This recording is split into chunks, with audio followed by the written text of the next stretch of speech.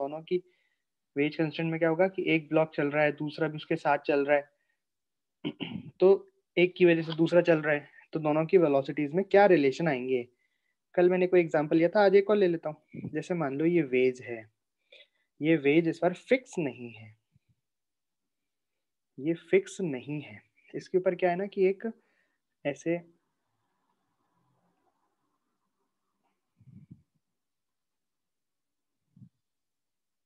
इस तरीके का एक और वेज, देखो ऐसे लाखों तरीके के सिस्टम हो सकते हैं। कल मैंने दूसरा डायग्राम बनाया, आज मैंने दूसरा डायग्राम बना दिया, कोई दिक्कत नहीं है उसमें।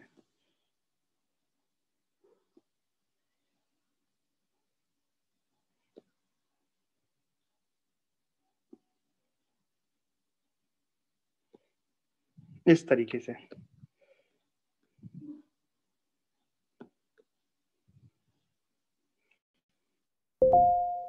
ये ऐसे रखा हुआ है ना,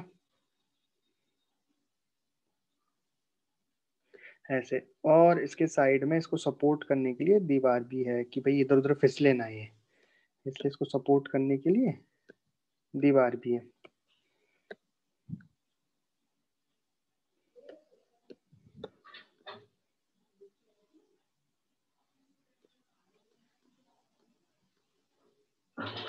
कि भैया ये अपनी लाइन में ही रहे, इधर उधर ना जाए, बस ये ऊपर नीचे जा सकता है।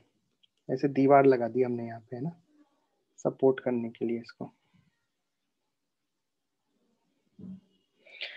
ठीक है, तो क्या होगा बताओ, कौन किधर जाएगा, क्या होगा, कौन किधर जाएगा भैया, जल्दी जल्दी बताओ, कौन किधर जाएगा। मान लो ये एंगल थीटा है,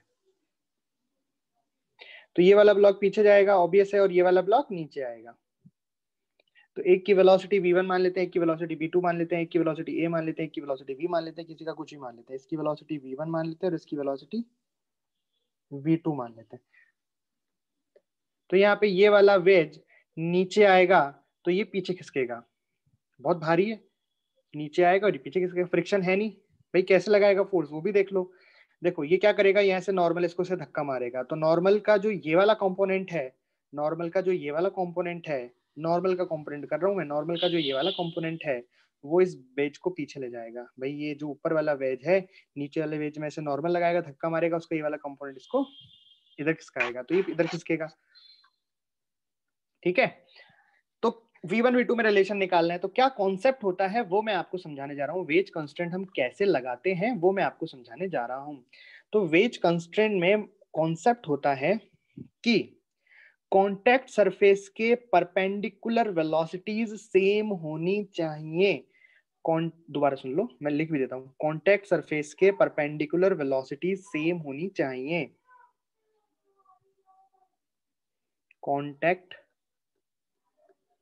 सरफेस के परपेंडिकुलर वेलोसिटी, अच्छा यहाँ वेलोसिटी बोल रहा हूँ, वेलोसिटी की जगह एक्सेलरेशन भी हम ले सकते हैं। एक्सेलरेशन वो तो सभी एक साथ ही रिलेट करते हैं ना, जो रिलेशन वेलोसिटी में आएगा वही एक्सेलरेशन में भी आएगा। तो कांटेक्ट सरफेस के परपेंडिकुलर वेलोसिटीज एक्सेलरेशन सेम होने चाहिए, ये है वेज कंस्ट्रेंट। इसमें परपेंडिकुलर है। स्ट्रिंग कंस्ट्रेंट में क्या था, स्ट्रिंग कंस्ट्रेंट में अलोंग था कि रस्सी के अलोंग, रोप के अलोंग वेलोसिटी सेम होनी चाहिए। यहाँ पे क्या है, कांटेक्ट सरफेस के परपेंडिकुलर वेलोसिटी सेम होनी चाहिए। उसका कारण क्या है, उसका कारण भी मैं आपको बताता हूँ। ये ऐसा, ये कॉन्सेप्ट हो गया। अब देखो, पहले मैं आपको बताता हूँ कहाँ है कांटेक्ट सरफेस, क्या परपेंडिकुलर वेलोसिटी। तो कांटेक्ट सरफेस आप सभी जानते हो, जहाँ पे दो ऑब्जेक्ट कांटेक्ट कर रहे हो दैट इज कांटेक्ट सरफेस। तो यहाँ पे कांटेक्ट सरफेस क्या है, ये वाली सरफेस कांटेक्ट है। अब यहाँ पे तो कोई वेलोसिटी है नहीं परपेंडिकुलर, ये v2 तो ऐसे है, ये परपेंडिकुलर नहीं है, v1 ऐसे है, ये भी परपेंडिकुलर नहीं है। तो हमें क्या करना पड़ेगा, इन दोनों के कंपोनेंट करने पड़ेंगे। तो चलिए हम इन दोनों के कंपोनेंट करते हैं। तो सबसे पहले मैं v1 के कंपोनेंट करता हूं। तो v1 के दो कंपोनेंट मुझे मिलेंगे, एक तो अलोंग द इंक्लाइन प्लेन, एक perpendicular to the incline plane. भाई जब सरफेस ये है कांटेक्ट सरफेस, तो इसके परपेंडिकुलर क्या होगा, परपेंडिकुलर टू इंक्लाइन प्लेन, मतलब ये वाला वेक्टर ये। अब थीटा देख लो, थीटा तो साफ साफ दिख रहा है, अगर ये एंगल थीटा है तो ये वाला थीटा हो गया, तो ये हो गया v1 साइन थीटा। भाई इस कॉन्टेक्ट सरफेस के ये वाली वेलोसिटी आ गई, v1 की वेलोसिटी आ गई कॉन्टेक्ट सरफेस की, कितनी आ गई, v1 साइन थीटा। अब मेरे को v2 के कंपोनेंट करने हैं, v2 के भी दो कंपोनेंट होंगे, एक तो होगा ऐसे इंक्लाइन प्लेन के पैरेलल और एक होगा इंक्लाइन प्लेन के परपेंडिकुलर। हमें कौन सा वाला चाहिए, परपेंडिकुलर वाला चाहिए। इसमें तो थीटा हम जानते हैं, इसमें तो ये वाला, अगर ये इंक्लाइन प्लेन का एंगल थीटा है तो ये वाला एंगल थीटा होता है, तभी तो mg cos थीटा वाला आता है। यहाँ पे क्या हो जाएगा, v2 cos थीटा। बस अब देखो क्यों होनी चाहिए पर कॉन्टेक्ट सरफेस के परपेंडिकुलर वाली वेलोसिटी क्यों सेम होनी चाहिए, देखना ध्यान से। हम बात कर रहे हैं यहाँ v2 cos थीटा एवं v1 sin थीटा की। अगर v1 sin थीटा ज्यादा हो गया, v2 cos थीटा कम रह गया, तो क्या होगा, ये ज्यादा नीचे चला जाएगा इधर, ये पीछे छूट जाएगा, दोनों के बीच में से कांटेक्ट ही खत्म हो जाएगा। और अगर v2 cos थीटा ज्यादा हो गया, v1 sin थीटा कम रह गया, मतलब ये वाली वेलोसिटी ज्यादा हो गई, ये कम रह गई, मतलब ये कम वेलोसिटी से नीचे जा रहा है, ये तेजी से आ रहा है, तो ये जो ऊपर वाला वेज है वो नीचे वाले वेज में गड्ढा कर देगा, जो भी पॉसिबल नहीं है, ये भी पॉसिबल नहीं है, हमें गड्ढा नहीं करना है, ना ही कांटेक्ट लूज करवाना है। तो इस केस में क्या मोशन बनेगा, क्या रिलेशन बनेगा वेज कंस्ट्रेंट का, वो बनेगा v2 cos थीटा बराबर v1 sin थीटा। तो वेज कंस्टेंट कब लगाना है, जब दो वेज या दो बॉक्सेस के बीच में रिलेशन निकालना हो, एक बॉक्स दूसरे बॉक्स की वजह से चल रहा हो। स्ट्रिंग कंस्टेंट कब लगाना है, जब पुलीज हो, स्ट्रिंग्स हो, ठीक है, इस तरीके से। एक और बार देख लेते हैं इसको। तो यहाँ पे हमें कोई देगा नहीं कि वेलोसिटी किधर होनी चाहिए, हमने खुद ने दिमाग लगाया कि ये वाला तो नीचे ही आएगा, तो इसको हमने v2 मान लिया, ये वाला पीछे जाएगा v1 मान लिया। कॉन्सेप्ट ये है कॉन्टेक्ट सरफेस के परपेंडिकुलर वेलोसिटीज और एक्सेलरेशन जो भी है वो सेम होने चाहिए। तो यहाँ पे ये है, ये है, दोनों बराबर कर दिए, ये कंडीशन आ गई वेज कंस्ट्रेंट की। कोई दिक्कत हो तो बताओ। देखो कहाँ पढ़ चुके हो। मान लो, मान लो क्या आपको पता ही है, यहाँ पे देखो पहले हमने ऐसे सवाल किए थे, याद करो, एक ब्लॉक था, उसके बगल में एक और ब्लॉक रखा हमने, है ना। फिर हमने क्या किया, इसको ऐसे धक्का मारा, मान लो फोर्स धक्का मारा, तो याद है आपको हम दोनों का एक्सलेशन सेम लेते थे कि जितने एक्सलेशन से ये जाएगा उतने से ही ये जाएगा। कैसे किया, ये वेज कंस्ट्रेंट से ही तो किया था। वहां मैंने बताया नहीं था वेज कंस्टेंट है, क्योंकि इतना आसान है, इसमें क्या बताया जाए वेज कंस्टेंट है, वहां पे बाल तुम आप डर जाते कि पता नहीं ये क्या है ना। तो कैसे किया था, तो वेज कंस्टेंट से बताता हूँ, देखना ध्यान से। तो ऐसे मान लो एक का a1 एक्सेलरेशन है, इसका एक्सेलरेशन a1 है, इसका एक्सेलरेशन a2 है। तो कांटेक्ट सरफेस के परपेंडिकुलर सेम होते हैं, तो यहाँ पे कांटेक्ट सरफेस क्या हो गई, यहाँ पे कांटेक्ट सरफेस ये है दोनों के बीच की। a और b की कांटेक्ट सरफेस क्या है, ये है। तो a का एक्सेलरेशन क्या है a1, b का एक्सेलरेशन क्या है a2, तो दोनों बराबर होने चाहिए, कांटेक्ट सरफेस के परपेंडिकुलर बराबर होते हैं। a1 बराबर a2, जिसको हमने a कह दिया था, बताओ कर रखा है ना हमने वेज कंस्टेंट।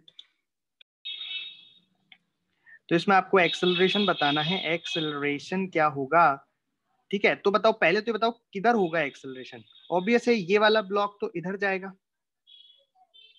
मान लो a1 एक्सेलरेशन से जा रहा है, और ये ऊपर वाला है वो नीचे खिसकेगा, मान लो ये a2 से नीचे आ रहा है, ठीक है। बाकी का काम आप करो, एफबीडी बनाओ, पहले ए की एफबीडी बनाओ, फिर बी की एफबीडी बनाओ, दोनों के लिए अलग अलग इक्वेशंस लिखो, देखो कौन कौन अननोन आ रहे हैं, और फिर देखो कि जितने अननोन है उतनी इक्वेशन है क्या। जैसे हम पुली वाले में करते थे ना, पुली वाले सवाल कर रहे थे, उसमें एक अननोन कम पड़ रहा था, एक अननोन ज्यादा हो रहा था, मतलब एक इक्वेशन कम पड़ रही थी, तो हम किसका यूज ले रहे थे, कंस्ट्रेंट की इक्वेशन का यूज ले रहे थे।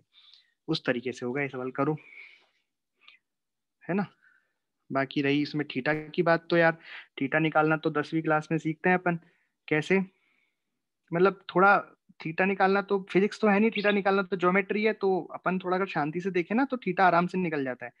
जैसे v1 है, दो कंपोनेंट किए, तो ये वाला और ये वाला एंगल तो क्या हो गया, करस्पॉन्डिंग एंगल हो गए, तो इसलिए ये थीटा हो गया, तो ये थीटा तो ऐसे निकल गया। और ये जो v2 के कंपोनेंट है, ये थीटा तो अपन ने अभी तक नहीं तो कम से कम 50 बार निकाल लिया होगा। mg के भी तो करते ना कंपोनेंट, mg नीचे आता है, उसके दो कंपोनेंट होते हैं, एक ऐसे और एक ऐसे, तो ये वाला एंगल थीटा आता है, तभी तो इसको mg cos थीटा कहते हैं अपन, और इसको mg sin थीटा कहते हैं। तो ये थीटा कम से कम नहीं तो 50 बार निकाल लिया होगा, और ये थीटा तो साफ साफ दिख रहा है, संगत कोण, करस्पॉन्डिंग एंगल। कैसे, ये लाइन हॉरिजॉन्टल, इसके पैरेलल ये वाली लाइन, ये वाली लाइन के पैरेलल ये वाली लाइन, इनके बीच में अगर एंगल थीटा है तो इनके एंगल थीटा होगा, है ना। तो थीटा निकालना कोई फिजिक्स नहीं है, तो थीटा के लिए मतलब इतना परेशान मत हो, वो तो आप समय के साथ सीख ही जाओगे थीटा निकालना, वो कोई बड़ी बात नहीं है थीटा निकालना। तो मेन अपना जो कंसर्न रहना चाहिए क्वेश्चंस में वो रहना चाहिए कि इक्वेशन कैसे बना रहे हैं, इक्वेशन कैसे लिख रहे हैं, रिलेशन कैसे बना रहे हैं। थीटा निकल जाता है, थीटा कोई बड़ी बात नहीं है। चलिए, तो आपको इसमें क्या क्या फाइंड करना है, आपको इसमें acceleration of A, acceleration of B बताना है। तो एक्सेलरेशन ऑफ ए मैंने a1 माना है, तो a1 बताना है, a2 बताना है, ठीक है। और चलिए मैं करता हूँ इसको। तो कैसे करेंगे देखो, तो सबसे पहले हम बनाएंगे इसमें F B D. F B D बनाने पड़ेंगे भैया, एफ बी डी के बिना तो कुछ नहीं हो सकता। तो एफ बी डी बनाते हैं। तो सबसे पहले मैं ए ब्लॉक का एफ बी डी बनाता हूँ, ये ए ब्लॉक हो गया। और बी ब्लॉक का एफ बी डी बनाता हूँ, तो ये बी ब्लॉक हो गया। मैंने पहले ब्लॉक बना लिए तब एफ बी डी बनाऊंगा। एफ बी डी में कुछ पता है, कई लोग भेजते हैं डाउट, उसमें देखते हैं कि एफ बी डी है ही नहीं उनके, उल्टे सीधे एफ बी डी है, फिर आंसर नहीं आते तो फिर बोलते हैं आंसर नहीं आ रहे। बिल्कुल एफ बी डी नहीं बनाओगे तो आंसर नहीं आएंगे, किसी भी हालत में नहीं आएंगे, आ ही नहीं सकते। आप सोचो एम जी नहीं लगाऊंगी क्या फर्क पड़ता है, पता ही है मुझे एम जी तो लग ही रहा है, फिर वो पता ही है तो फिर पता ही है, फिर याद नहीं आता फिर इक्वेशन बनाते टाइम, वो पता ही है ना। तो जो लोग आधा सुधार होती अगर क्वेश्चन करना है तो। चलिए ए ब्लॉक का एफबीडी कौन बना के दिखाएगा, नीचे क्या लगेगा बताओ एम जी, आगे की साइड कितना एक्सेलरेशन a1, ये तो एक्सेलरेशन है तो एक्सेलरेशन तो मैं अलग से लिख दूंगा भाई, एक्सेलरेशन ये बन गया एफबीडी की। और कोई फोर्स भी है, एम जी नीचे लगा दिया, एक्सेलरेशन आगे लगा दी, कोई और भी है क्या एफबीडी, और कोई फोर्स लग रहा है क्या इस पे कि हो गया काम, जल्दी बताओ। बस हाँ ना में जवाब दे दो, एफबीडी बन गया। हाँ नॉर्मल, नॉर्मल लग रहा है, वेरी गुड पलक। हाँ उदय शाबाश, अभी नहीं बना है, नॉर्मल लगाना है। तो ये वाला जो ब्लॉक है उसको ऐसे धक्का देगा ए को, और ए वापस बी को ऐसे धक्का देगा। तो इस पे नॉर्मल कैसे लगेगा, ऐसे लगेगा नॉर्मल, ये लग गया नॉर्मल एन, है ना। तो ए वापस ए वापस बी को धक्का मारेगा, तो बी पे नॉर्मल कैसे लगेगा, बी पे नॉर्मल ऐसा लगेगा। बिल्कुल सही बात है। और बी पे क्या लगेगा, बी पे नीचे खुद का उसका एम जी लगेगा। और बी पे क्या है, एक्सेलरेशन है बी का नीचे a2। तो इस तरीके से हमने कर लिए काम, है ना। अब क्या करना है हम, अबे अब कंपोनेंट कर करके एफबीडी बनाना है। इस एफबीडी तो बन गया, हाँ अब कंपोनेंट करके इक्वेशंस लिखनी है इसकी। पहले ए के लिए लिखते हैं, चलो फिर बी के लिए लिखते हैं। तो पहले ए के लिए लिख रहा हूँ मैं इक्वेशन, है ना, ब्लॉक देखते कौन कौन सी इक्वेशन बन रही है। तो पहले फोर्स के कंपोनेंट कर लूँ, तो एम जी तो इसमें, अब देखो एक्सेलरेशन इसमें एक्स में है, यानी कि फोर्स हमें एक्स में और वाई में तोड़ने पड़ेंगे। तो एम जी तो ऑलरेडी वाई में है, ठीक है, पर नॉर्मल को भी तोड़ना पड़ेगा।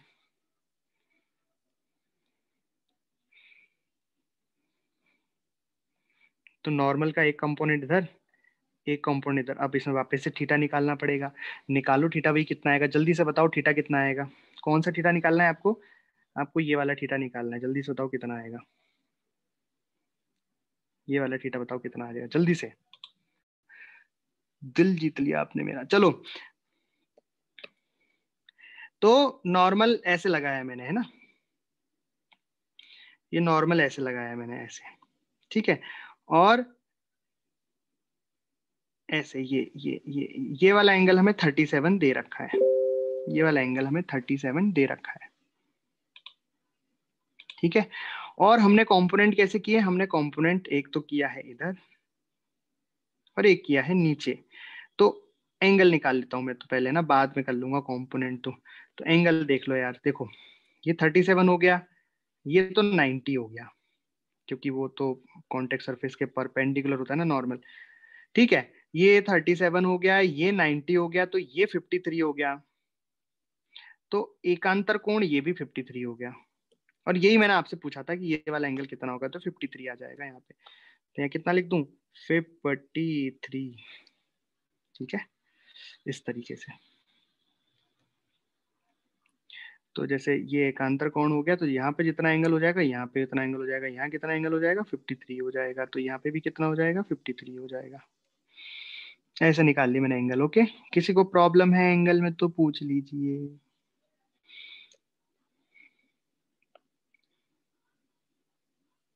चलो, तो कंपोनेंट कर देते हैं नॉर्मल के। तो नॉर्मल का ये वाला कंपोनेंट हो गया n cos 53। n cos 53 कितना हो गया? n होता है n cos 50 होता है 3/5। और नीचे वाला कंपोनेंट हो गया n sin 53, तो ये हो गया n इंटू 4/5। इस तरीके से हमने x में और y में कंपोनेंट कर लिए। अब इक्वेशन लिख देते हैं a के लिए, है ना। इक्वेशन लिख दो भैया। चलो, तो पहले x में इक्वेशन लिख देता हूँ, हॉरिजॉन्टल डायरेक्शन में इक्वेशन लिख देता हूँ। हॉरिजॉन्टल में देखो फोर्स किधर की साइड है, आगे की तरफ लग रहा है फोर्स, और कोई फोर्स लग रहा है क्या? नहीं। और एक्सलेशन भी आगे की तरफ है, तो मैं लिख दूंगा यहाँ पे n 3n/5 बराबर मास इंटू एक्सलरेशन ma1। ये आ गई पहली इक्वेशन।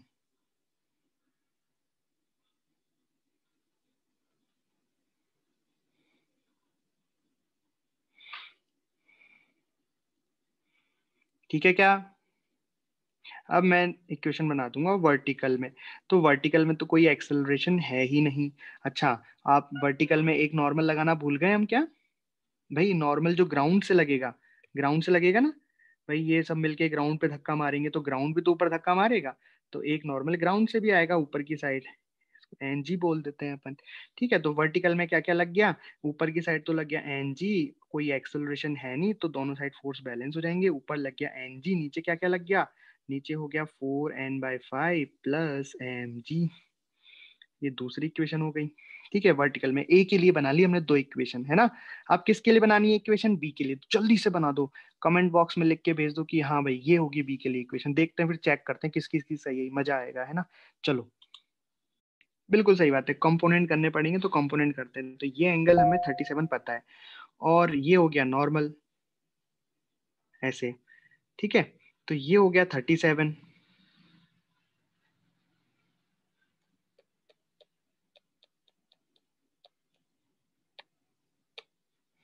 जैसे ये हो गया,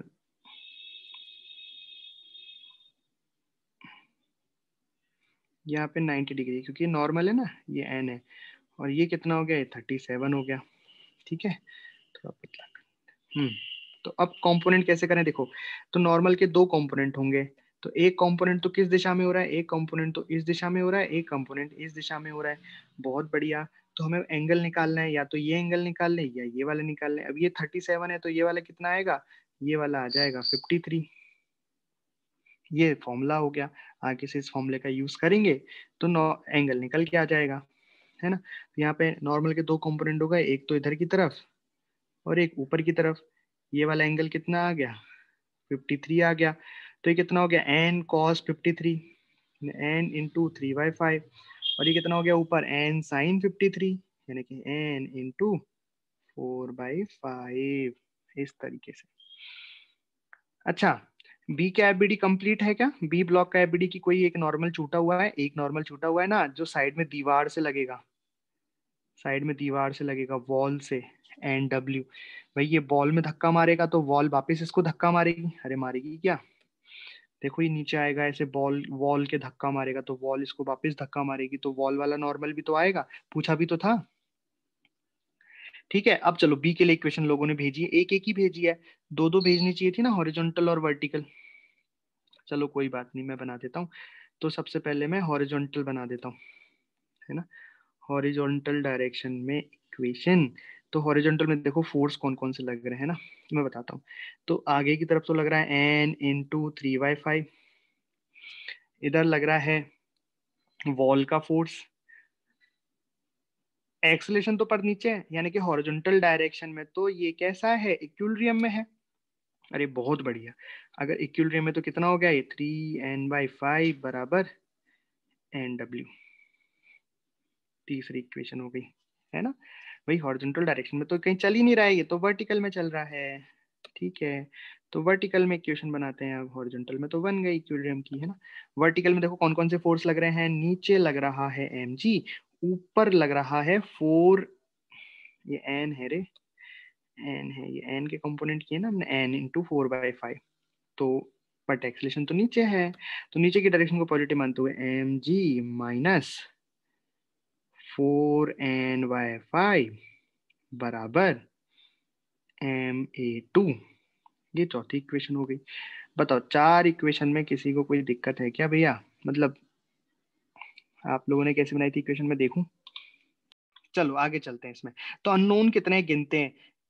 एन अननोन है, A1 अननोन है, NG अननोन है। एन को तो पहले काउंट कर लिया, तो अभी तो 3 हो गए, ठीक है। NW अननोन है, A2 अननोन है। कितने अननोन हो गए टोटल? 1 2 3 4 5। इक्वेशन कितनी है? 1 2 3 4। यानी कि एक इक्वेशन और बनेगी।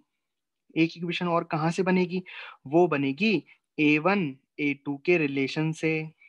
वो कहाँ से बनेगी? A1 A2 के रिलेशन से बनेगी वो इक्वेशन, पांचवी इक्वेशन। ठीक है, बनाते हैं A1 A2 के रिलेशन से इक्वेशन। बनानी पड़ेगी। तो कैसे बनेगी देखो, मैं एक बार फिर से डायग्राम बना देता हूँ। डायग्राम बनाने में तो आलस्य करना ही नहीं है, फिजिक्स पढ़नी है ना। तो डायग्राम तो 3600 बार बनाने पड़ेंगे आपको, बार बार बार बार बनाने पड़ेंगे। चलो, तो एक का एक्सेलेरेशन तो इधर है A1। तो इसके कंपोनेंट तो ऐसे हो जाएंगे, एक कंपोनेंट ऐसे।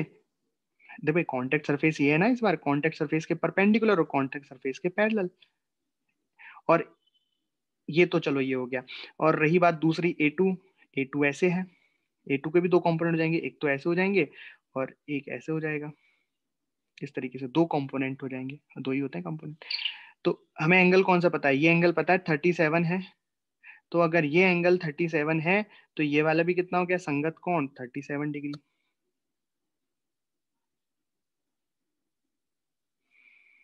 तो ये वाला कंपोनेंट कितना हो गया जो हमें चाहिए? वो हो गया, हमें कौन सा चाहिए? हमें चाहिए कॉन्टेक्ट सरफेस के परपेंडिकुलर वाला। तो ये कितना हो गया? साइन 37 यानी कि 3/5। तो एक तो निकल गया हमें। दूसरी साइड का भी निकाल दो। अब दूसरी साइड के लिए निकालना है तो फिर से एंगल निकालो।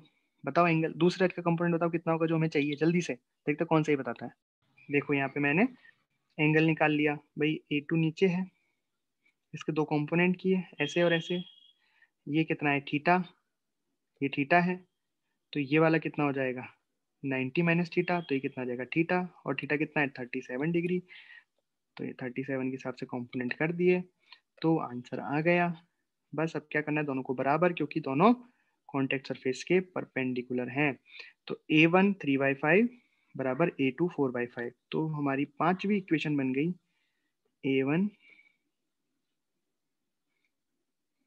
3/5 बराबर A2 4/5। कितने आ गई इक्वेशन? 5। अननोन भी कितने हैं? 5। अब इसे हम सॉल्व कर सकते हैं क्या? देखो ये सवाल है, ये छड़ है तो ये बक्सा है, इस तरीके से रखे हुए हैं, फ्रिक्शन व्रिक्शन नहीं है। ये छड़ यहाँ पे अच्छे से हिंज्ड है, मतलब वो यहाँ से फिसल नहीं सकती है नीचे वाले पॉइंट से, है ना, हिंज्ड है। अब क्या होगा? हमने छोड़ दिया, बॉक्स हल्का है, छड़ बहुत भारी है, तो क्या होगा? छड़ तो ऐसे घूमेगी इस एक्सिस के अबाउट जिसपे वो हिंज्ड है, किलकित है, और ब्लॉक आगे चलेगा। ठीक है।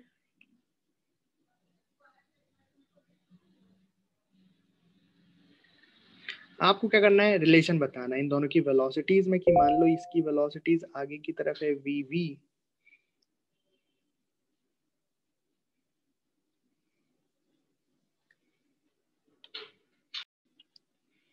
अच्छा, तो यहाँ पे ये बॉक्स जा रहा है BV से, और ये जो छड़ का सिरे का वेग है वो बताना है।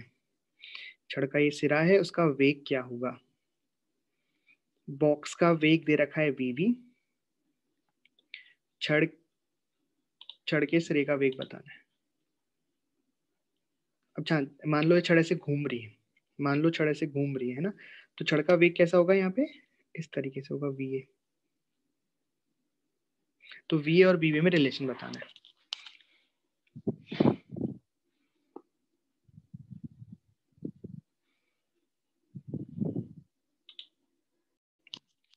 चलिए करते हैं। तो यहाँ पे हमको क्या करना पड़ेगा? इसकी वेलोसिटी के कंपोनेंट करेंगे। देखो कॉन्टेक्ट सरफेस क्या है? यहाँ पे कॉन्टेक्ट सरफेस ये रही, है ना। तो इसके परपेंडिकुलर वाली वेलोसिटी सेम होंगी।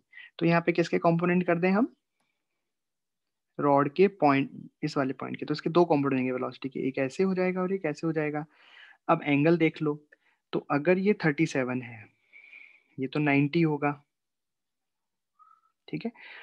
मान लो ये 37 है, मान लो क्या दे रखा है ना, ये 90 है, ये 53 होगा, तो ये वाला 37 हो जाएगा, मतलब ये वाला एंगल हो जाएगा 37। तो वो वाला कंपोनेंट कितना आ जाएगा, V A cos, V A sine 37, तो ये वाला कंपोनेंट कितना आ जाएगा, वी ए साइन 37, वो वी वी के बराबर होना चाहिए, तो वी ए साइन 37 बराबर वी वी। तो बेसिकली कितना आ गया, वी ए इंटू 3/5 बराबर वी वी। बस यहाँ से रिलेशन आ गया V A upon V V, जो भी आना है।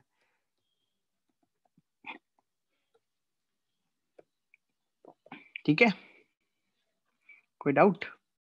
चलिए, ये सवाल है आपका, दो ब्लॉक हैं ए एंड बी, इस तरीके से पुलियों के द्वारा आपस में एक दूसरे से कनेक्टेड हैं। ये वी ए वेलोसिटी से आगे चल रहा है, मान लो ये वी वी वेलोसिटी से आगे चल रहा है, दोनों के बीच में क्या रिलेशन होगा वेलोसिटीज में, वो आपको बताना है जल्दी से। चलिए स्टार्ट करते हैं सवाल। तो जैसा कि हमें इसमें दिखाई दे रहा है, यहाँ पे बहुत सारी स्ट्रिंग है, तो यहाँ पे स्ट्रिंग कंस्ट्रेंट लगाना पड़ेगा। आगे वाले ब्लॉक की वेलोसिटी बी ए है और इसकी वेलोसिटी वी ए है। स्ट्रिंग कंस्ट्रेंट निकालने के लिए पहले हम टेंशन देखते हैं। तो मान लो इस रस्सी में टेंशन टी है, रस्सी में टेंशन टी है, तो यहाँ पे टेंशन कैसे लगेगी, टी लगेगी इधर। तो यहाँ पे टेंशन टी लगेगी, तो T T T T T होते होते तो इधर भी टी, इधर भी टी। तो बेसिकली यहाँ पे टेंशन कितनी लगेगी, यहाँ पे 2t लगेगी। फिर ऐसे टी टी टी होके इधर भी टी, इधर भी टी, तो यहाँ पे कितनी लगेगी, 2t लगेगी। वैसे ही इधर से घूम के तो यहाँ कितनी लगेगी, 2t लगेगी। और कोई है? ठीक है, बस इतना। मतलब ए ब्लॉक पर पे तो कितनी लग रही टेंशन, इधर एक तो टी लग रही है और एक 2t लग रही है। तो टोटल इस ब्लॉक पे कितनी टेंशन हो गई, 3t हो गई। और बी वाले ब्लॉक पर कितनी टेंशन हो गई, आगे 2t और 2t, तो 2t 2t 4t टेंशन हो गई। चलिए अब इक्वेशन लिख देते हैं। तो बी ब्लॉक पे वेलोसिटी भी आगे है, बी ब्लॉक की वेलोसिटी भी आगे है और टेंशन भी आगे है, तो पॉजिटिव में कितना आ जाएगा, 2t प्लस 2t 4t, मतलब टोटल फोर्स कितना है 4t, और वेलोसिटी भी इस तरीके से। इस वाले पे देखो वेलोसिटी आगे है, एक टेंशन पीछे है, 2t प्लस टी यानी कितनी होगी 3t, ये हो जाएगा -3t इंटू वी ए बराबर 0। तो ये आ गया, टी से टी गया तो ये बन गया 4bv बराबर 3va। This is the answer.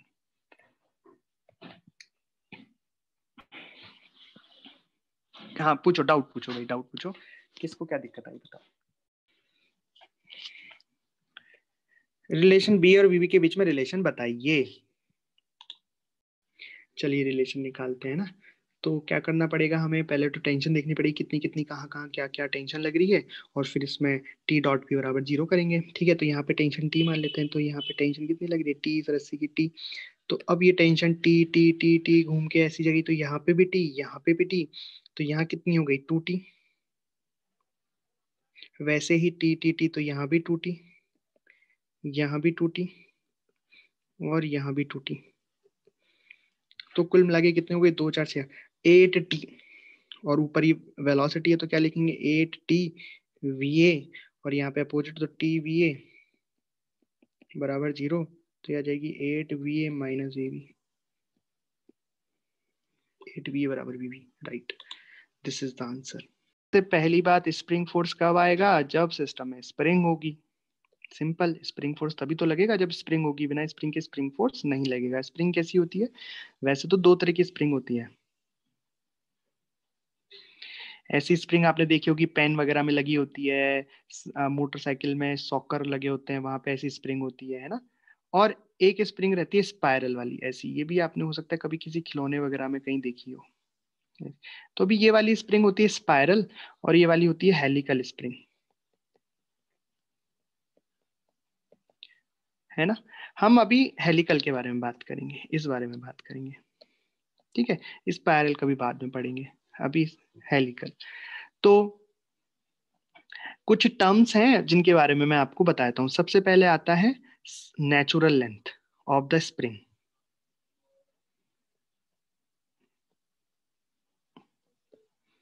मतलब सामान्य लंबाई।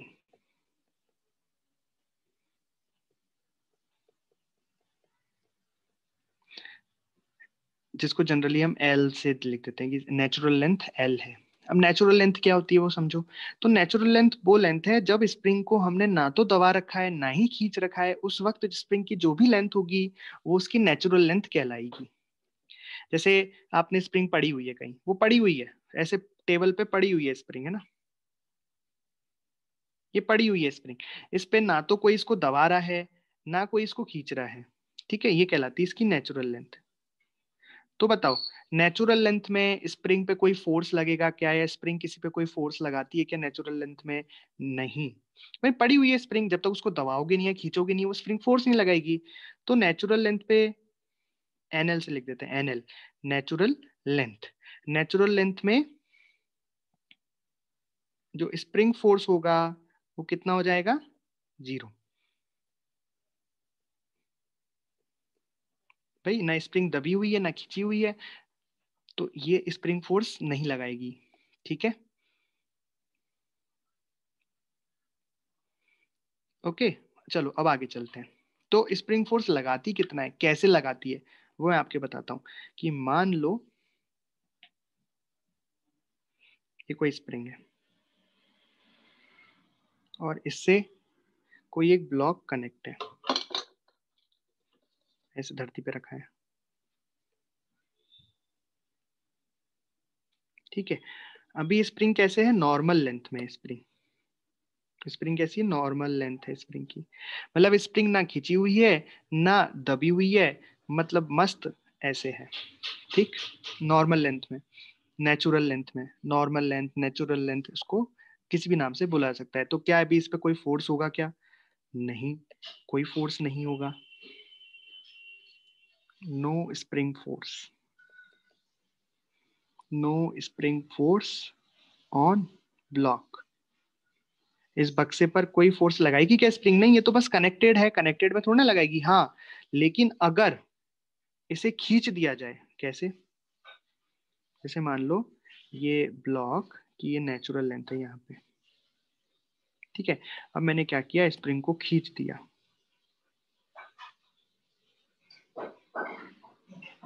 ऐसे खींच दिया। अब बताओ स्प्रिंग फोर्स होगा कि नहीं होगा, और होगा तो किस दिशा में होगा। तो अगर हमने स्प्रिंग को खींच दिया तो ये ब्लॉक पर किधर फोर्स लगाएगी, इधर की साइड, इसको अपनी साइड खींचेगी ना, स्प्रिंग फोर्स इस तरीके से लगेगा, हाँ एक्स में तो लगेगा, लेकिन हमने खींचा किधर है इसे, इसे इस तरफ खींचा है, तो फोर्स अपोजिट दिशा में लगा। इसमें स्प्रिंग इसको पकड़ के खींच रही है, पुलिंग फोर्स की तरह बिहेव कर रही है यहाँ पे स्प्रिंग, है ना, पुल कर रही है ब्लॉक को अपनी तरफ, ठीक है।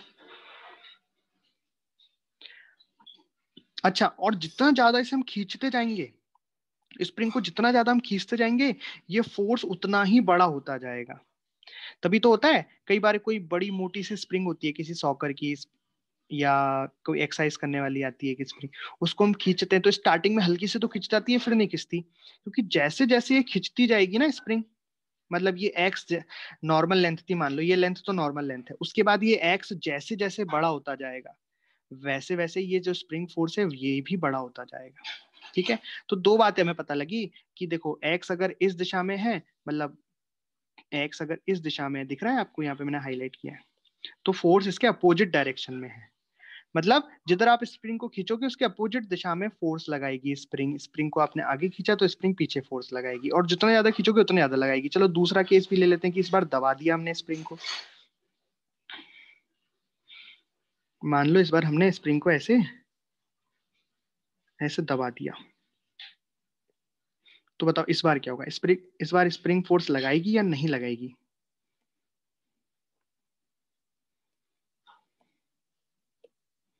इस बार स्प्रिंग फोर्स लगाएगी, बिल्कुल लगाएगी हम, और कैसे लगाएगी, इस बार हमने स्प्रिंग को दबा दिया, मतलब कैसे कर दिया, एक्स इधर लगा दिया, तो इस बार जो स्प्रिंग फोर्स लगा रही है वो ऐसे लगा रही है, इस दिशा में धक्का मार रही है, इस बार ये पुशिंग फोर्स हो गया, मतलब स्प्रिंग को जब खींचोगे तो पुलिंग फोर्स, दबाओगे तो पुशिंग फोर्स हो जाएगा, राइट। अच्छा, ये इस साइड तो बता दिया मैंने, इस साइड ब्लॉक पे क्या हाल है, पर इधर तो बताओ, इधर दीवार पे क्या हाल है, दीवार पे क्या हाल होंगे फोर्स के, बताओ इस केस में तो कोई फोर्स नहीं होगा, क्योंकि इधर भी नहीं है, इधर भी नहीं है। ठीक है, दूसरे वाले केस में बताओ, इधर तो ये इधर खींच रही है रस्सी, ब्लॉक को इधर खींच रही है, ये दीवार पे किधर फोर्स लगाएगी, ये दीवार को भी खींचेगी। ठीक है, और यहाँ पे ये दीवार को भी धक्का मारेगी, इस तरीके से। ठीक है, देखो सोचो, आप स्प्रिंग खींच रहे हो दोनों हाथ से, है ना, स्प्रिंग खींच रहे हो, तो आपके हाथ को इधर से भी खींचेगी और इधर से भी ऐसे करेगी। मान लो ये हाथ है आपका, आप दोनों साइड से स्प्रिंग को ऐसे पकड़ के खींच रहे हो, तो स्प्रिंग इधर से भी आपके हाथ को अंदर खींचेगी, इधर से भी अपने हाथ को अंदर। सही बात है ना। और यहाँ पे आपने मान लो स्प्रिंग को दबा दिया अपने दोनों हाथों से, तो आपके हाथ को इधर भी धक्का मारेगी, इधर भी धक्का मारेगी। Right, right. चलिए, अब हम देखते हैं कि क्या होता है स्प्रिंग फोर्स। क्या होता है स्प्रिंग फोर्स, क्या होती है इसकी वैल्यू। डायरेक्शन तो हमने सीख ली है ना, डायरेक्शन तो हमने सीख ली। तो हुक्स लॉ के अनुसार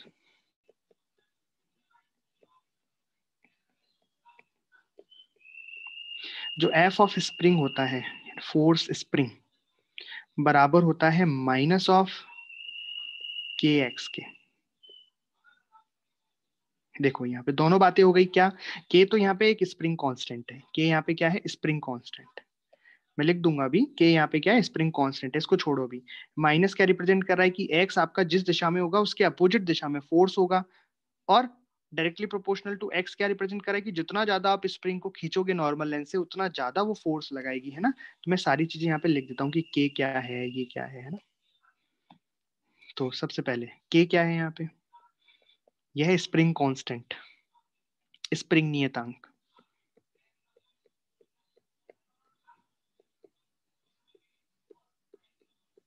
ठीक है, स्प्रिंग नियतांक।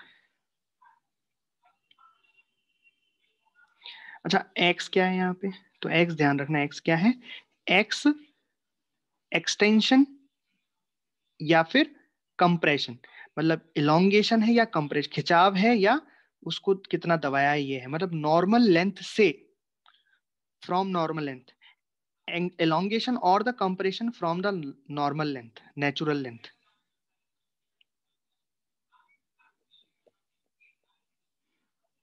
extension और compression from नेचुरल लेंथ या नॉर्मल लेंथ, दोनों बोल सकते हैं ना, नेचुरल लेंथ। उसकी मतलब जो सामान्य लंबाई है, सामान्य लंबाई से कितना खींचा, कितना, ये तो बहुत इंपॉर्टेंट बात है ना, ये इसको ध्यान रखो। एक्स क्या है, उसके नॉर्मल लेंथ से, मतलब जितनी पहले लंबाई थी उससे कोई फर्क नहीं पड़ेगा, पहले वो एल लेंथ की थी बिना, उसकी नॉर्मल लेंथ एल है ना। मान लो यहाँ पे नॉर्मल लेंथ एल है, तो ये खिंच के कितनी लंबी हो गई, ये खिंच के एल प्लस एक्स लंबी हो गई। लेकिन फोर्स में जब, फोर्स तो केवल उस पर डिपेंड कर रहा है कि ये एल के बाद कितनी खिंची, नॉर्मल लेंथ के बाद ही कितनी खिंची। बात समझ में आ रही है। जब फोर्स लिखेंगे भाई यहाँ पे स्प्रिंग फोर्स कितना होगा, तो ये नहीं लिखेंगे कि माइनस, ये नहीं लिखेंगे माइनस के इंटू एल प्लस एक्स, क्योंकि इसकी लंबाई अभी टोटल लंबाई कितनी हो गई, एल प्लस एक्स, क्योंकि एल तो पहले ही थी और एक्स और खींच दी। नहीं, जो फोर्स लगेगा वो केवल इस पे डिपेंड करेगा कि आपने नॉर्मल लेंसेज को कितना खींचा है या कितना दबाया है। बात समझ में आ गई। माइनस क्या रिप्रेजेंट कर रहा है, ये अपोजिंग नेचर का फोर्स होता है। ठीक, क्लियर है। देखो, देखो पहले क्या थी, ये नॉर्मल स्थिति में था, हमने छोड़ दिया, बहुत देर तक ये ऐसे ऐसे कुछ करता रहा होगा, और अंत में ये ऐसे इक्विलिब्रियम में आ गया है। तो यहां तक की स्थिति ये तो क्या थी, नॉर्मल लेंथ थी ये। ठीक है, अब ये जब इक्विलिब्रियम में आ गया है, कुछ नीचे, मतलब इतना खिंच गया होगा ये एक्स, है ना, एक्स खिंच गया है, इसका मतलब कि इस पे स्प्रिंग एक्स नीचे खिंचा है ना, एक्स खिंचा है नीचे, तो ऑब्वियस स्प्रिंग किधर फोर्स लगा रही है, इस पे ऊपर फोर्स लगा रही है स्प्रिंग, है ना। तो ऊपर कितना फोर्स लगाएगी स्प्रिंग, के एक्स फोर्स लगाएगी, तो स्प्रिंग फोर्स कितना आ गया, के एक्स। ठीक है, अब आपको क्या करना है, बस बराबर करना है, ऊपर का फोर्स बराबर नीचे का फोर्स, तो आपने बराबर कर दिया, के एक्स बराबर 100, के की वैल्यू डाल दिया आपने 50, तो एक्स बराबर कितना आ गया, 2 आ गया मीटर, इस तरीके से। हाँ बिल्कुल, फोर्स नेगेटिव तो है, देखो एक्स अगर नीचे है तो एक्स का नेगेटिव ऊपर ऊपर आ गया फोर्स, ये मैंने मैग्नीट्यूड लिखा है। भाई डायरेक्शन तो मैंने बना दी ऊपर की तरफ, ये रही है ना। तो मैग्नीट्यूड कितना आ गया kx, तो ऊपर का फोर्स बराबर नीचे का फोर्स बराबर किया मैंने, तो इलोंगेशन कितना आ जाएगा स्प्रिंग में, 2 मीटर का आ जाएगा। आप सोच के भी देख सकते हो कि आपने जब स्प्रिंग को ऐसे टांग के नीचे उसमें ब्लॉक टांगोगी तो ऑब्वियस स्प्रिंग कुछ खींच जाएगी। कितना खींचेगी यही तो पूछा मैंने, तो कितना खींचेगी, 2 मीटर स्प्रिंग खींचेगी ऐसे। कितना सिंपल सवाल है देखो।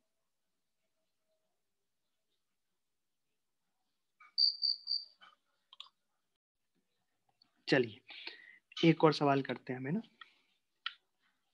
इस बार थोड़ा हम क्या करते हैं, इंक्लाइन पे ले लेते हैं स्प्रिंग को।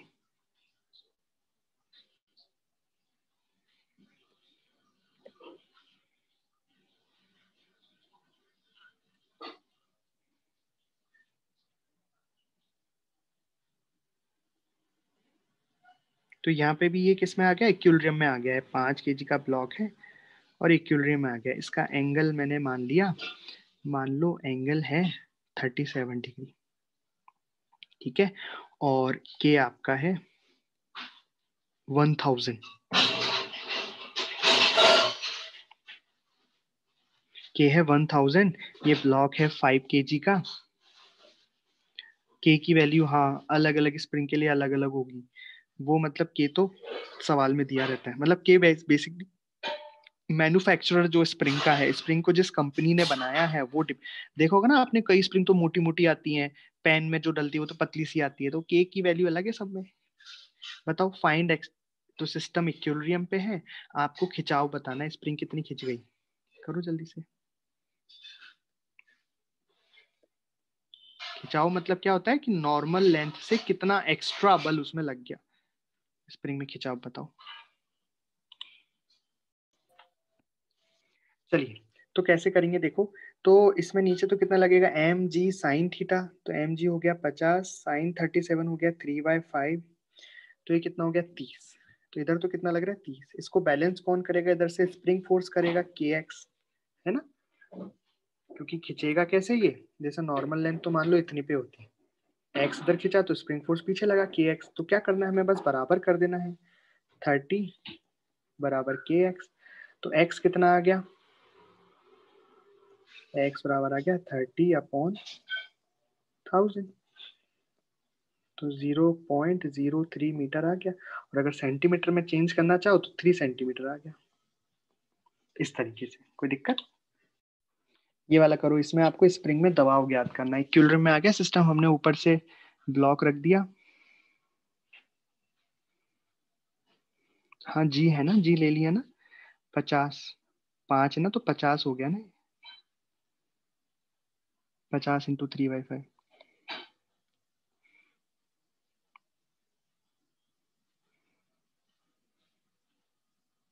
दबाव ज्ञात करें, दबाव, चलो करो। चलो इसका एफबीडी बनाओ, तो नीचे क्या लगेगा, एम जी लगेगा।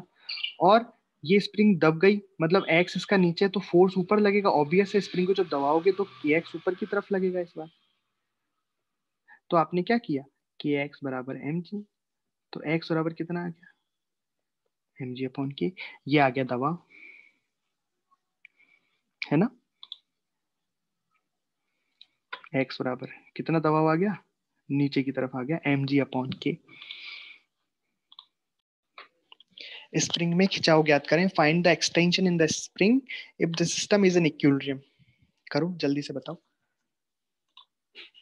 चलो करते हैं ना, एफबीडी बनाते हैं इसका। तो यहाँ पे नीचे कितना लगेगा, एम जी लगेगा, ऊपर कितना लगेगा, टेंशन टी लगेगा, यही टेंशन घूम के इधर आएगा इस पॉइंट पे। अब स्प्रिंग खिंच चुकी है, यानी कि स्प्रिंग में इलोंगेशन ऊपर की साइड हुआ है खींचने का, भाई इधर नीचे से ब्लॉक ने इसको पकड़ के खींचा नीचे, तो ये ऊपर खींची स्प्रिंग, है ना। तो इसमें के एक्स किधर लगेगा, के एक्स तो इस पे नीचे लगेगा क्योंकि स्प्रिंग ऊपर खींची है, तो स्प्रिंग फोर्स किधर लगेगा, नीचे। ऊपर क्या लगेगा, टेंशन, स्प्रिंग तो मासलेस है, मासलेस है, तो यहाँ से तो क्या आ गया, एक इक्वेशन तो आ गई टी बराबर के एक्स, और इक्विलिब्रियम में इसलिए टी बराबर एम जी, तो इससे क्या आ गया, एम जी बराबर के एक्स, तो एक्स बराबर एम जी अपॉन के, वापिस से वही आ गया। देख लो इसको एक बार और देख लो जल्दी से, देखो ये ब्लॉक का एफबीडी बनाया, नीचे एम जी ऊपर टी, हम इधर चले रस्सी में, इस पॉइंट पे हमने देखा जहां से स्प्रिंग स्टार्ट हुई है, इस पॉइंट पे तो स्प्रिंग फोर्स तो इस पॉइंट पे नीचे लगेगा क्योंकि स्प्रिंग ऊपर की साइड खींची है, तो स्प्रिंग फोर्स नीचे लगेगा, ऊपर लगेगा टेंशन। मास इसका 0 क्योंकि मासलेस है, तो क्या हो जाएगा T बराबर kx। तो T बराबर kx, T बराबर mg क्योंकि एक्सेलरेशन तो है नहीं, तो mg बराबर kx, ये आ जाएगा। इसमें भी आपको यही बताना है, find elongation in the spring. आप देखोगे इसमें कि नीचे आएगा, पुली नीचे आएगी तो स्प्रिंग भी खिंच जाएगी, है ना। तो आपको बताना है स्प्रिंग में खिंचाव कितना आया। Find extension in the spring, spring का के दे रखा है, स्प्रिंग कांस्टेंट के है। करो, एक्सटेंशन बताना है।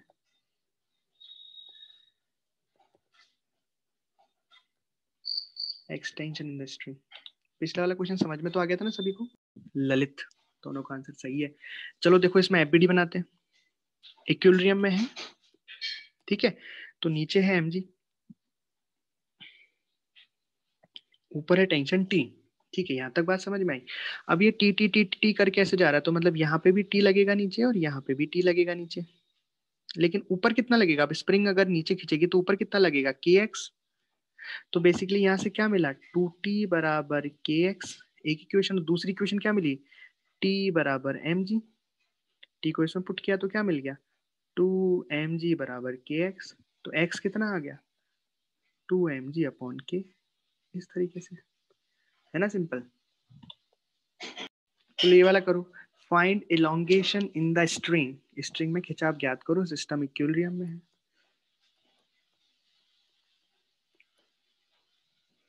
करो।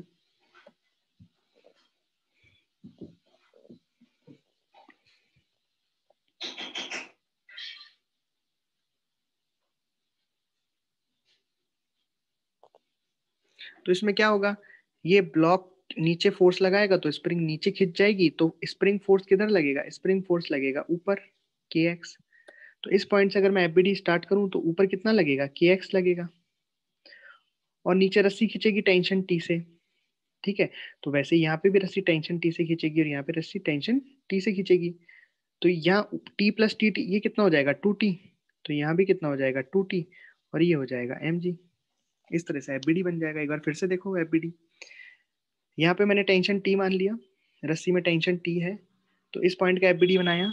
स्प्रिंग नीचे खींची तो स्प्रिंग फोर्स लगेगा ऊपर, टेंशन लगेगी T नीचे। तो इस रस्सी में टेंशन T, इस रस्सी में टेंशन T, तो इस रस्सी में टेंशन कितनी हो जाएगी, 2t। तो इक्वेशन क्या क्या बन गई देखो, ब्लॉक की बनाई तो लिखी यहाँ पे 2t बराबर mg, है ना। और जब स्ट्रिंग की बनाई यहाँ पे इस जगह पे, तो क्या बना, t बराबर kx। तो t की वैल्यू जब इसमें डाली तो कितना आ गया, 2kx बराबर mg। तो x बराबर कितना आ गया, mg अपॉन 2k। देखो कितना बढ़िया सवाल है। वेरी गुड ललित, सही। एक बार फिर देख लो, देखो देखिए यहाँ पे मैंने टेंशन 2t मान ली, मान लो 2t मान ली मैंने, ऊपर से आया वैसे मैं, इसलिए वहां 2t हो गई। यहाँ पे इस रस्सी में मैंने टेंशन t मान ली, तो यहाँ पे कितनी हो गई, 2t। अच्छा आप बोलोगे सर हमने तो गलती से इसमें t मान ली थी। बेटा t मान लोगे ना तब भी आंसर यही आएगा। अगर आप यहाँ t मानोगे तो यहाँ कितनी हो जाएगी, t/2 तो ऑटोमेटिक आंसर तो फाइनल यही आएगा, चाहे आप कुछ भी मान लो। यहाँ पे यहाँ पे आप नीचे यहाँ रस्सी में t मान लेते ना, तो ये t हो जाती, ये t हो जाती, तो ये t/2 हो जाता।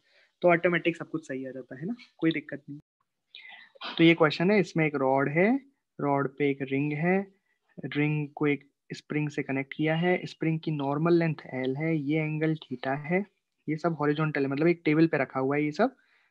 आपको at this moment find the acceleration of the ring. इस मोमेंट पर जैसे ही रिंग को छोड़ेंगे तो रिंग का त्वरण एक्सेलरेशन क्या होगा, ये आपको बताना है। जल्दी से बता दो फिर छुट्टी। चलिए करते हैं इसको, एफबीडी बनाएंगे इस रिंग का। एफबीडी बनाते हैं तो रिंग पर जो फोर्स लगेगा वो ऐसे लगेगा kx, क्योंकि अभी इसमें एक्सपांशन कैसे हुआ, इधर हुआ x, तो इसमें kx फोर्स ऐसे लगेगा स्प्रिंग का, kx फोर्स। और कोई फोर्स लगेगा क्या इस पे, नहीं, mg लगेगा, वो तो अंदर लगेगा, तो नॉर्मल बाहर लग जाएगा, ये आपस में एक दूसरे को बैलेंस कर लेंगे। टेबल पे रखा है, ठीक है। और एक्सलेशन तो इसका इधर ही हो सकता है क्योंकि रॉड में फंसी हुई है वो, तो ये तो इसके अलोंग ही मोशन करेगी, ठीक है। तो हमें क्या करना पड़ेगा, यहाँ पे kx के कंपोनेंट करने पड़ेंगे, क्योंकि जिस डायरेक्शन में एक्सेलरेशन है उस डायरेक्शन में फोर्स तो निकालना पड़ेगा ना। एक्सेलरेशन निकालने के लिए, तो यहाँ पे हमें इसके कंपोनेंट करने पड़ेंगे। तो kx का एक कंपोनेंट ऐसे आएगा और एक कंपोनेंट नीचे आएगा, लेकिन जो एक्सेलरेशन प्रोवाइड करेगा वो तो ये वाला होगा। तो अगर ये वाला थीटा है एंगल, तो ये वाला एंगल भी थीटा हो जाएगा। तो ये कंपोनेंट कितना आएगा, kx साइन थीटा। बस रिंग पे फोर्स आ गया, हम लिख देंगे F नेट बराबर ma, तो ये हो जाएगा kx साइन थीटा बराबर मास इंटू एक्सेलरेशन। एक्सेलरेशन आ गया kx साइन थीटा अपॉन। बस एक दिक्कत है इसमें, x बताना है हमें, x कितना है भाई, x तो पता ही नहीं है, x थोड़ी है, x तो निकालना पड़ेगा ना। तो जो बच्चा x बता देगा, अगर 5 मिनट के अंदर कम से कम 3 बच्चों ने x की वैल्यू बता दी, तो ये लास्ट सवाल है, नहीं बताई तो एक और करना पड़ेगा और सही बतानी पड़ेगी। तो x निकालना है इसमें हमें। x वैसे नहीं निकालेंगे जो पिछले सवाल में निकाले थे, वो तो इक्विलिब्रियम में आने के बाद ये पूछा था कि स्प्रिंग कितना खिंच जाएगी।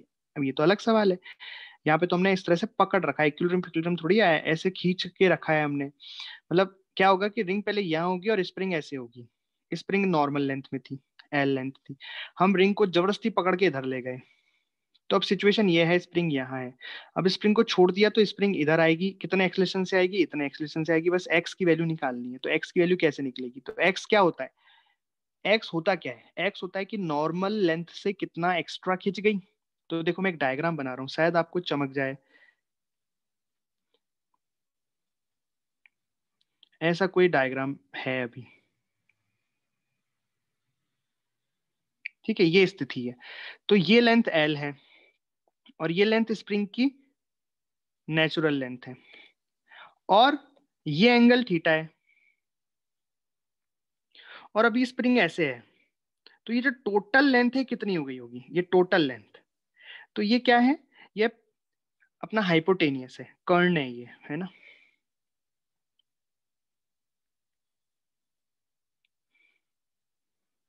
तो इसको कर्ण ही बोल देता हूँ ना, या एल डैश बोल देता हूँ। ये लेंथ कितनी है, एल डैश। तो हमें क्या क्या पता है, देखो अगर ये थीटा हुआ तो ये हो गया बेस, एल तो बेस हो गया और ये कर्ण हो गया। तो यहाँ पे मैं लिख सकता हूँ कॉस थीटा बराबर एल अपॉन एल डैश। तो यहाँ से एल डैश कितना आ गया, एल अपॉन कॉस थीटा, तो मैं लिख सकता हूँ एल सेक थीटा। तो एल डैश यहाँ से कितना आ गया, एल सेक थीटा। तो मतलब टोटल पूरी की पूरी लेंथ ये कितनी हो गई, एल सेक थीटा। पूरी की पूरी लेंथ कितनी हो गई, एल सेक थीटा। तो एक्सटेंशन कितनी हुई, एक्सटेंशन कितनी हुई, अरे भाई एक्सटेंशन कितनी हुई बताओ। चलो अगर ये total length L dash L sec theta आ गया, तो नैन बताएगी एक्सटेंशन कितनी हुई बता। देखो ये आ गया, तो ये पूरी लेंथ एल डैश है, तो ये कितनी होगी, एल प्लस एक्स। तो एक्स कितना आ गया, L sec theta minus L. X की वैल्यू हमने यहाँ रख दी, तो एक्सलेशन आ गया K L sec theta minus L into sine theta upon M. इस तरीके से,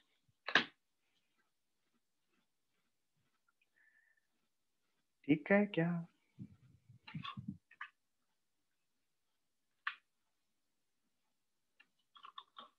बोलो कोई डाउट। आज के लिए इतना ही, मिलते हैं हम अगली क्लास में। Bye bye.